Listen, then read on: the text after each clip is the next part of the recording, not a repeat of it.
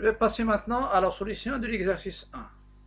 Dans l'exercice 1, la première question, c'est montrer que l'équation du plan P, c'est x plus y moins z moins 3 égale 0. Le plan P passe par le point A de coordonnées 2, 1, 0 et de vecteur normal U qui est égal à 1i plus j moins k. C'est-à-dire U, il est de coordonnées, les coefficients de I c'est 1, le coefficient de G c'est plus 1, le coefficient de K c'est moins 1. Donc il est de coordonnées 1, 1 moins 1, c'est un vecteur normal à P. Donc, et je sais que P, il est d'équation générale AX plus BY plus CZ plus D égale à 0. Le A c'est donné par la première composante du vecteur normal, le B par deuxième, C par troisième composante. C'est pourquoi vous avez A, B, C donné par 1, 1 moins 1. Donc P, son équation devient x plus y moins z plus D égale 0. Et comment je vais calculer D? Je dois revenir à l'appartenance de A à P, ou bien P passe par A. Donc, je remplace xa plus ya moins za plus d égale à 0. Donc 2 plus 1 moins 0 plus d égale à 0. Et ça vous donne d égale à moins 3. Et le plan P, ça sera x plus y moins z moins 3 égale 0. Ça, c'est le plan P. Je vais passer maintenant à la question S. S est l'ensemble du point M de coordonnées x, y, z, et j'ai déjà donné de coordonnées. Je ne peux pas donner, si je veux une équation normalement cartésienne, je peux donner les coordonnées. Sinon, je peux dire l'ensemble du point M de l'espace tel que MA scalaire MB égale à 0. Mais pourquoi j'ai donné les coordonnées x, y, z? C'est parce que vous avez deux méthodes à suivre. Il y a une méthode qui est assez longue, mais vous pouvez aboutir au résultat. C'est-à-dire, je dois exprimer cette condition de MA scalaire MB égale 0 comme, c'est-à-dire, je dois avoir une équation, une relation entre x, y, z. Donc, essayez de trouver, de donner les coordonnées de MA, c'est xa moins petit x, ya moins petit y, za moins petit y. Vous avez les coordonnées A sans données. Ça reste MA en fonction de x, y, z comme coordonnées. Même chose pour MB. C'est xb moins x, yb moins y, zb moins z. Donc ça sera donné aussi en fonction de x, y, z. Et développer le produit scalaire avec la relation qui est connue, c'est l'expression analytique des produits scalaires, c'est x' la première composante fois la première, plus la deuxième fois la deuxième, plus la troisième fois la troisième, elle est égale bien sûr à 0. Donc, c'est comme je dis, x' plus y' plus z' avec, vous savez que x, y, z, ils représentent les coordonnées du premier vecteur et x', y', z', deuxième vecteur. Dans ce cas-là, une fois vous avez, après vous développez le produit vecteur, c'est-à-dire après le produit scalaire, vous développez l'équation et vous allez tomber sur une équation de la forme x carré plus y carré plus z carré moins 2ax moins 2by moins 2cz plus d égale à 0. Et si vous avez des coefficients de x carré, y carré, z carré, ils doivent avoir même coefficient, donc vous multipliez les deux membres par exemple, si vous avez 2x carré plus 2y carré plus 2z carré et ainsi de suite égale à 0, multipliez les deux membres par 1 sur 2 pour revenir à l'équation qu'on a déjà utilisée, x carré plus y carré plus z carré moins 2ax moins 2by moins 2cz plus d égale à 0 et suivre la méthode connue pour l'écrire sous la forme x moins a le tout au carré plus y moins b le tout au carré plus z moins c le tout au carré égale 1 au carré et ça vous donne les coordonnées a, b, c de oméga et ça donne le rayon. Pour moi, je vais essayer de suivre autre méthode géométrique. Normalement, vous avez MA scalaire MB égale à 0 équivalent au vecteur MA, il est orthogonal à MB. Donc le triangle AMB est rectangle en M. Si vous êtes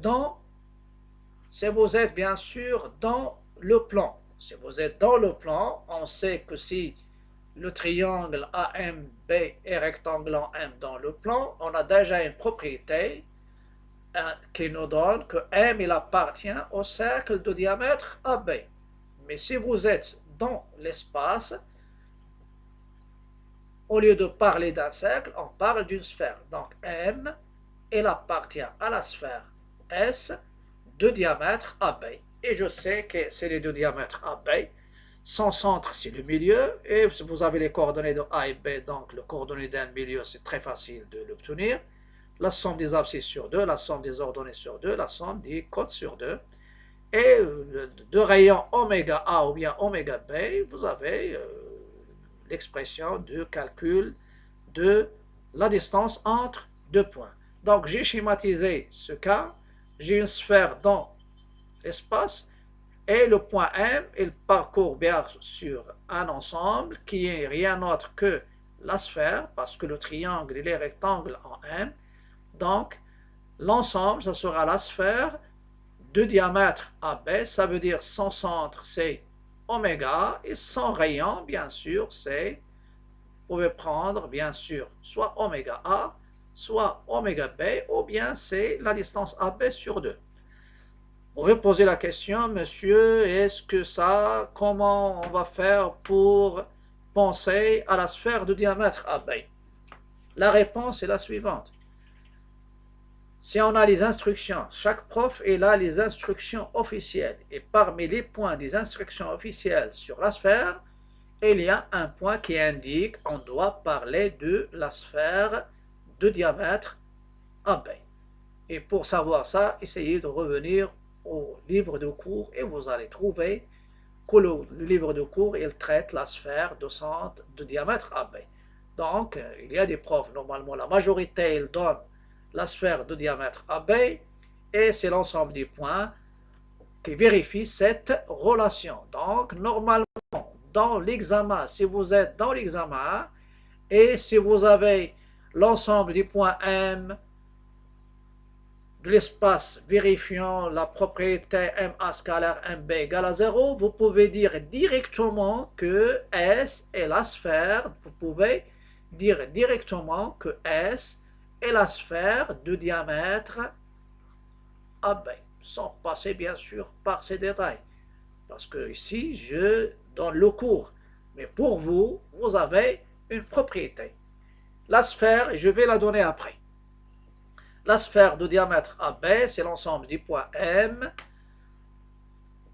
de l'espace vérifiant MA scalaire MB égale à 0. Je vais donner cette propriété après pour pouvoir l'utiliser dans l'examen.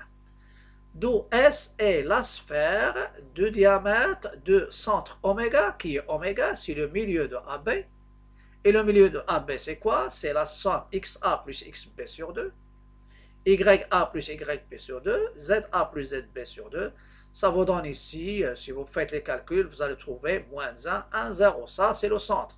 Quel est le rayon? Le rayon, c'est la distance AB sur 2. AB sur 2, ou bien vous pouvez prendre oméga A ou bien oméga B. La distance AB, c'est la racine de XB moins XA au carré. Voilà, XB moins XA au carré, ça donne moins 4 moins 2 de tout au carré. YA moins YB au carré, ça donne 1 moins A au carré, plus 0 au carré. Finalement, ça donne racine de 3. Et vous pouvez, on va revenir à la question demandée. Donc la sphère, elle est de centre oméga, moins 1, 1, 0, et de rayon 3. Et vous pouvez rapidement répondre à la question, parce que ça fait partie des acquis, ou bien de ce qui est donné dans le cours. Donc, normalement, ici, il y a une propriété que je vais la donner, et vous pouvez l'utiliser dans l'examen. L'ensemble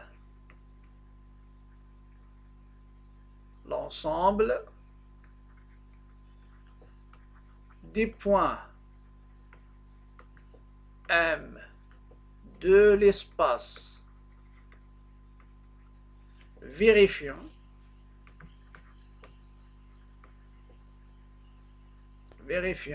la relation telle qu'elle est donnée dans l'examen.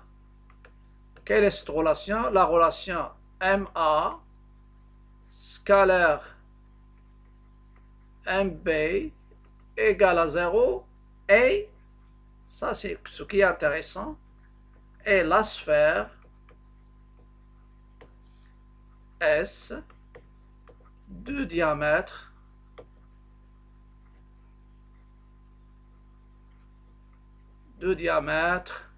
AB. Et maintenant je suis en retraite, mais d'après 36 ans de travail, j'ai donné toujours cette relation, c'est-à-dire cette propriété. Donc c'est une propriété qui figure bien sûr dans le programme bien sûr des SPC, des sciences X, sciences expérimentales, et maintenant c'est SPC, SVT, et même on peut l'utiliser dans les autres branches.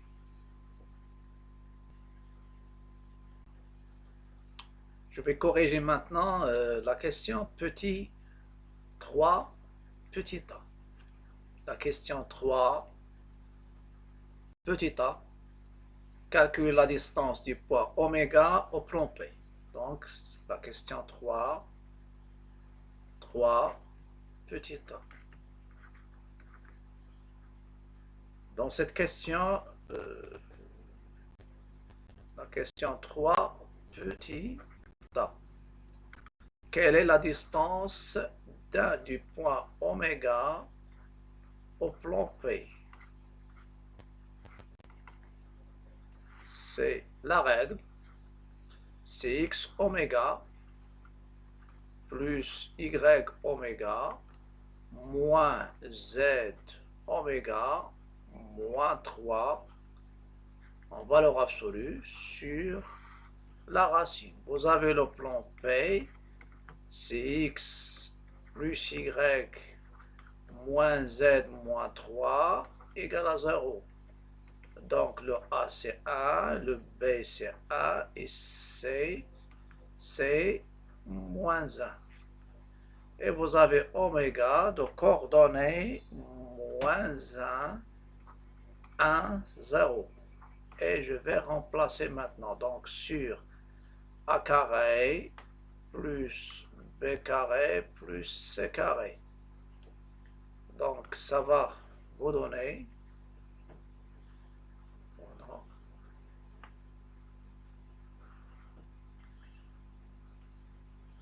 donc je vais remplacer après et ça va me donner la distance. Et je compare la distance avec le rayon. La distance avec le rayon R. Voilà. Donc je remplace, c'est 1, c'est moins 1, plus 1, moins 0, moins 3 sur la racine de 1 au carré plus a au carré plus moins 1 au carré.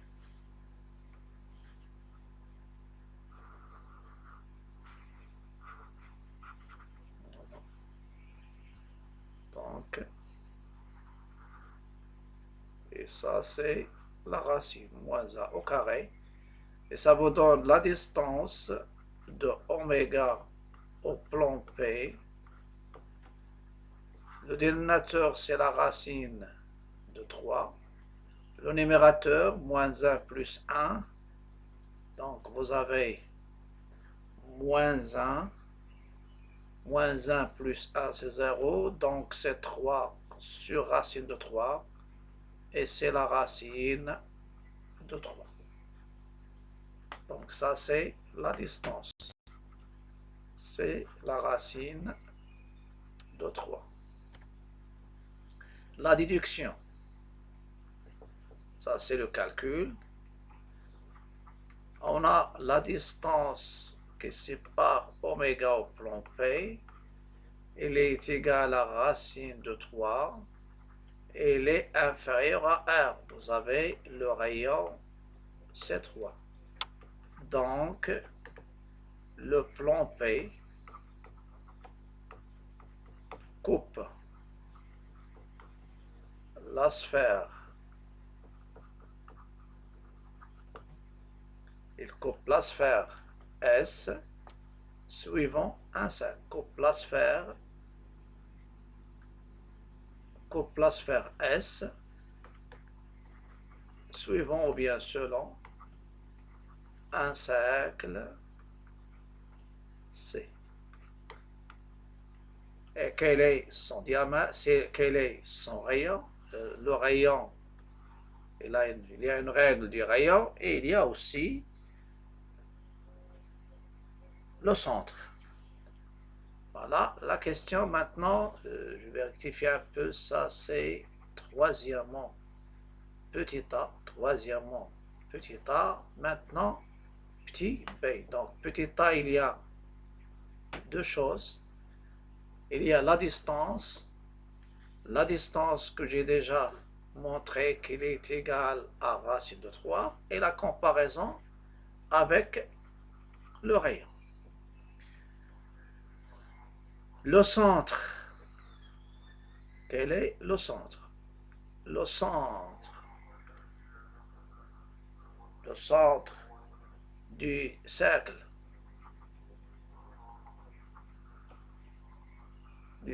C est la projection.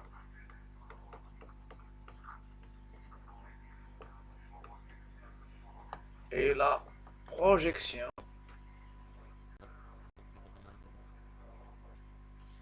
le centre oméga du cercle C est la projection orthogonale, et j'insiste ici sur la projection orthogonale de oméga sur le plan P.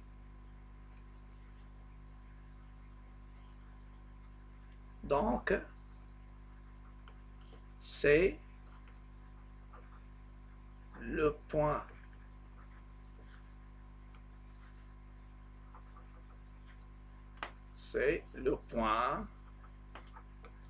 grand H intersection de delta, la droite, passant l'intersection de la droite de delta, la droite,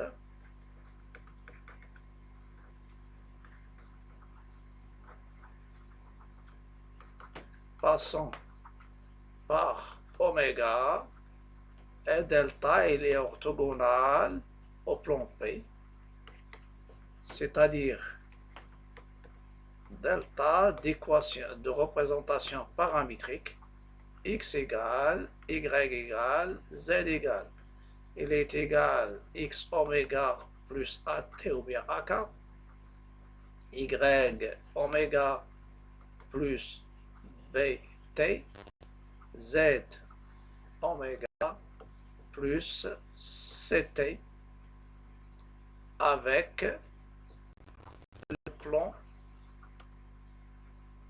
le plan B. Et je vais donner bien sûr celle-ci en remplaçant, ça veut dire delta directement, delta, et je vais ajouter donc x, y, z, x oméga c'est moins 1, donc moins 1, le A c'est 1, B c'est 1, et le C c'est moins 1, c'est-à-dire le vecteur normal. Donc je corrige ici surtout pour mieux voir les choses, donc c'est 1 plus T, 1 plus T aussi, et Z vous avez le oméga. Quelles sont les coordonnées de oméga? Vous avez oméga. Oméga, c'est coordonnées. C'est moins 1, 0. Voilà. Donc, x oméga, pardon, c'est moins 1. C'est moins. Donc, c'est moins 1. Oh non.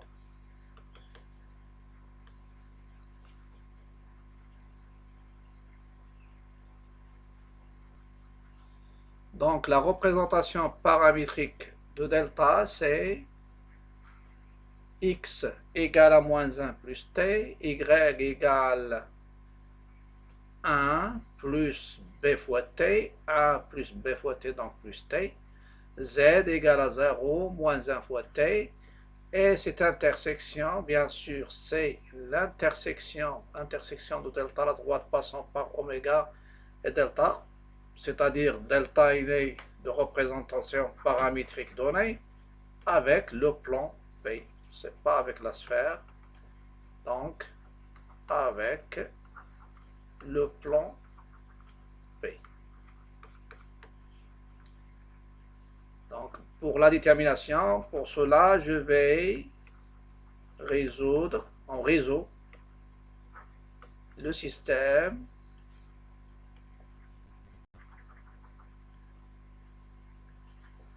parce que je suis dans la détermination en réseau le système suivant.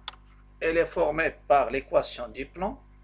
L'équation du plan, c'est x plus y moins z moins 3 égale à 0, et la représentation paramétrique de la droite delta. Y, c'est 1 plus t, et z égale moins t.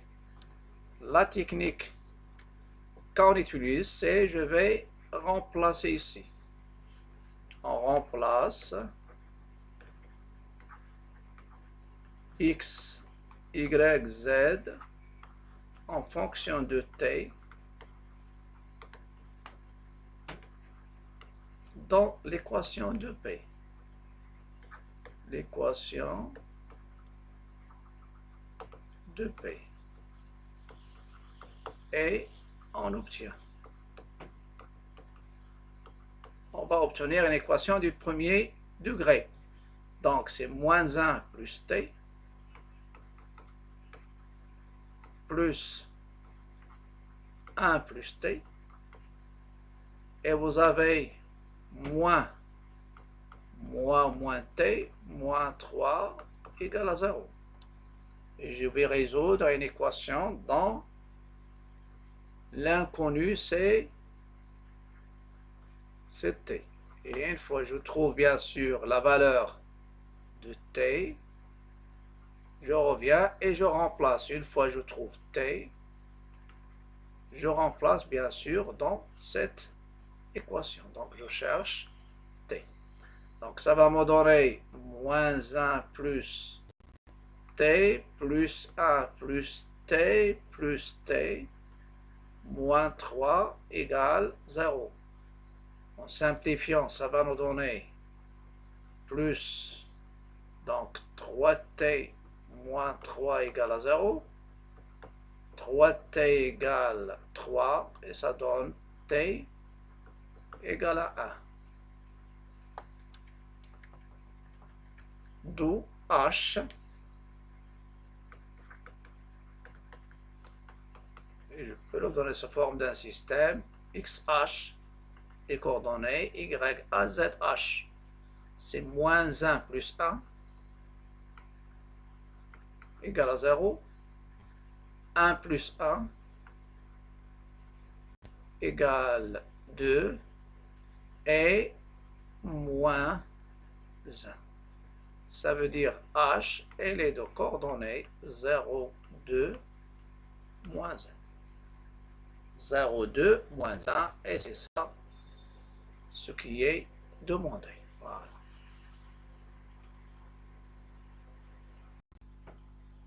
Quatrièmement, Calculons le produit vectoriel. Calculons produit vectoriel de OH avec OB. Vous avez OH, c'est quoi? Ce sont les coordonnées de H. C'est 0, 2, moins 1. OB, ça donne les coordonnées de B. C'est moins 4, 1, 0. Voilà. Donc, OH vectoriel OB, je vais la déterminer avec les déterminants extraits.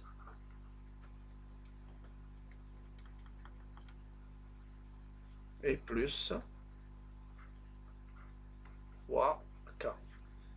Je vais essayer de dresser le tableau des coordonnées du premier vecteur. Moins 4, 1, 0. Je barre la première ligne et ça va me donner 2, 1, moins 1, 0. Deuxième ligne, ça reste 0, moins 4 et moins 1 et moins 1 et moins 1. Donc 0, moins 4 et moins 1, 0. C'est la composante du deuxième vecteur. Troisième vecteur, je barre la dernière ligne. 0, moins 4 et 2, 1. Et ça va me donner le vecteur OH vectoriel OB. Je fais les calculs. La première, c'est 2 plus 1.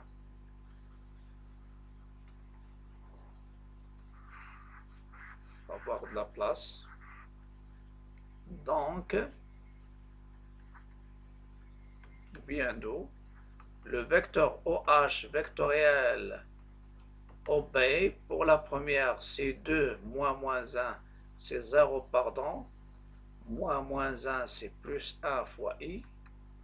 Moins 0, moins 4 fois le vecteur J, plus 0, moins 8, c'est plus 8 fois K. Et ça vous donne I, 1 fois I, plus 4J et plus 8K. Voilà. Ça, c'est le vecteur produit vectoriel. Plus 8. 8 portée, c'est-à-dire la troisième composante. Plus 8K. Voilà. Donc ça, c'est le vecteur OH vectoriel OB. La déduction, la surface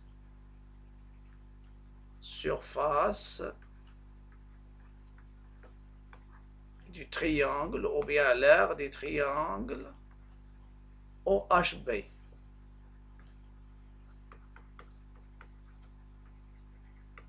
La surface du triangle OHB, d'après la règle, c'est la moitié de la norme des produits vectoriels. OHB.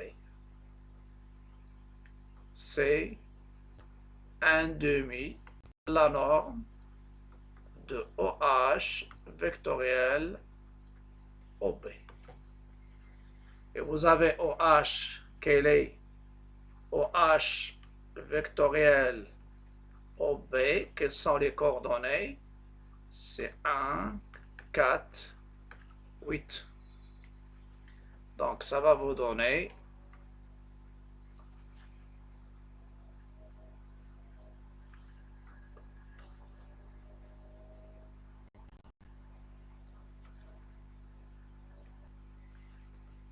La surface du triangle OHP, c'est 1 demi la norme du vecteur OH vectoriel OB, c'est 1 demi la racine de 1 carré plus 4 carré plus 8 au carré. Ça donne, cette somme, ça donne, c'est la racine de 81. Et vous avez 9 fois 9, c'est 81, donc c'est 9 sur 2. C'est le résultat de la surface du triangle OHP. Donc la surface, c'est 9 sur 2.